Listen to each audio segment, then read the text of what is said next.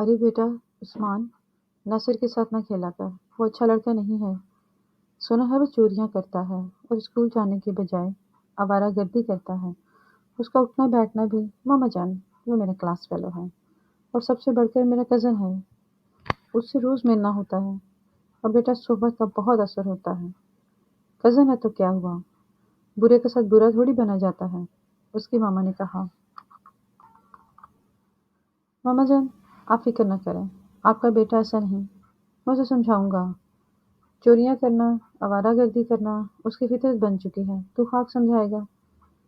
مجھے تو ڈر، ماما جان اب ٹینشن نہ لیں، عثمان یہ کہہ کر گھر سے نکل گیا۔ دونوں کزن 7ویں کلاس میں پڑھتے تھے۔ بریک ٹائم میں جب ریفریشمنٹ کے لیے نکلتے تو سب سے زیادہ متحرک ناصر ہوتا۔ 4-5 اور بھی اس کے دوست ہوتے، وہ کبھی گول گپے، کبھی آلو چنے اور کبھی آئس کریم کھا رہے ہوتے۔ ان سب کو ناصر کھلاتا تھا، وہ عثمان کو بھی شامل کرتا، وہ کبھی ساتھ دیتا اور کبھی اپنی جیب سے نکال کر خرچ کرتا۔ وہ حیران تھا کہ ناصر کے ماں باپ اتنے امیر بھی نہ تھے جو اسے روزانہ 50-60 روپے پاکٹ منی دیتے ہوں گے۔ اسے 10 روپے روزانہ ملا کرتے تھے۔ اس نے ایک دن ناصر سے پوچھ ہی لیا کہ وہ اتنے پیسے کہاں سے لاتا ہے۔ ناصر نے عثمان کی طرف انگلی اٹھائی اور کہا، اوپر والا دیتا ہے۔ وہ تو ٹھیک ہے، وہی سب کو دیتا ہے، بتاؤ نا یار، عثمان نے پوچھا۔ اس نے چٹکی بجائی اور کہا، پیارے آم کھاؤ، پیڑ نہ گنو۔ مگر عثمان کا اصرار جاری رہا، بھائی تم ڈرپوک اور کمزور دل ہو، میرا ساتھ نہیں دے سکو گے۔ ناصر نے چلاکی سے کہا، بھائی میرا بھی دل کرتا ہے آپ کی طرح خرچ کروں، بس خواہش کرنے میں کوئی حرج نہیں، اس پر کون سا خرچ آتا ہے۔ ناصر نے کہا، دیکھو ناصر بھائی پلیز، میں تمہارا پارٹنر بننا چاہتا ہوں، ڈھیروں روپیہ۔ اوکے سوچ لو پھر نہ کہنا، مجھے پارٹنر چاہیے۔ ناصر نے چلاکی سے کہا، مجھے منظور ہے۔ عثمان نے کہا۔ اگلے دن عثمان مقررہ جگہ پر پہنچ گیا۔ دونوں کا رخ ایک مرغی خانہ کی طرف تھا۔ ناصر کے پاس ایک تھیلا تھا۔ دونوں چھپتے چھپاتے مرغی خانے پہنچ گئے۔ ناصر ایک ٹوٹی ہوئی جالی سے اندر پہنچ گیا اور کچھ دیر بعد انڈوں سے بھرا تھیلا لے کر باہر آ گیا۔ اس نے تھیلا اس جگہ سے عثمان کو پکڑایا اور کہا، فوراً اسے شیرو کریانہ اسٹور پر لے جاؤ، وہ پیسے دے گا۔ وہ لے کر گھر چلے جانا، میری اس سے بات ہو چکی ہے۔ وہ چھپتا چھپاتا کھیتوں سے نکلا اور دکاندار کے پاس پہنچ گیا۔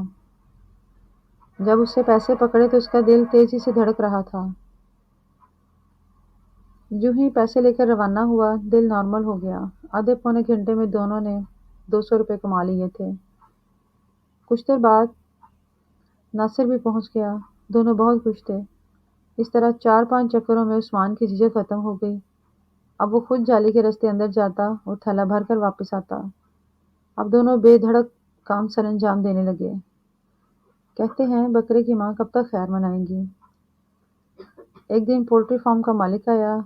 اس نے پولٹری فارم دیکھا، مرغیوں کے خوراک والے اسٹور اور انڈوں والے اسٹور کا وزٹ کیا، پھر اپنے کھیتوں اور باغات کی سیر کو نکل گیا۔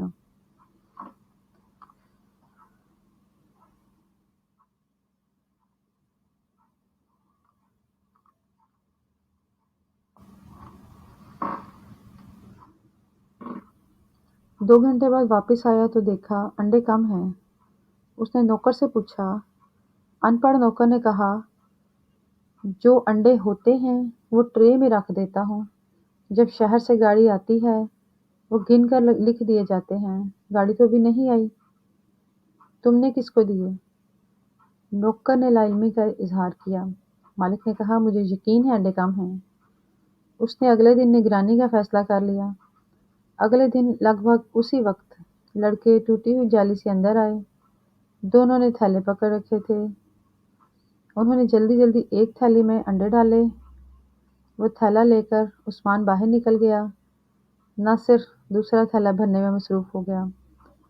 اتنے میں مالک صاحب پر پہنچ گیا اور ناصر رنگے ہاتھوں پکڑا گیا۔